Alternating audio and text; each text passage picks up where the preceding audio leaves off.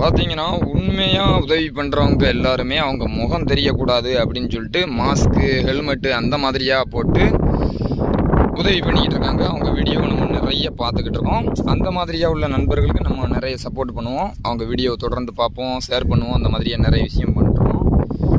அப்போ பார்த்தீங்கன்னா ஒரு சில கூட்டம் என்ன செய்யுதுன்னா உதவி பண்ணுறாங்க பேரில் ஊரை ஏமாற்றிக்கிட்டு சுற்றுதாங்க.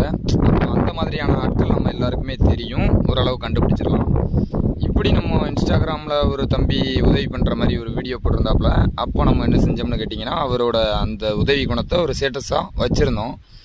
உடனே தம்பிக்கிட்ட இருந்து ஒரு மெசேஜ் வந்தது, அண்ணா உங்களால் முடிஞ்ச உதவியை நீங்கள் பண்ணீங்க, பணமாக அனுப்புனீங்கன்னா நானும் 4 பேருக்கு வாங்கி கொடுப்பேன் ஏதாவது சாப்பாடு அப்படின்னாப்புல. தம்பி என்னால் முடிஞ்சால் எனக்கு முடிகிற அன்னைக்கு நானே செய்கிறேன், நான் உங்ககிட்ட தந்து தான் செய்யணும்னு அவசியம் இல்லைப்பா, ஏதோ நீங்கள் உதவி பண்ணுறதுனால உங்கள் வீடியோ வச்சே தப்பாப்பா அப்படின்னு சொல்லி முடிச்சு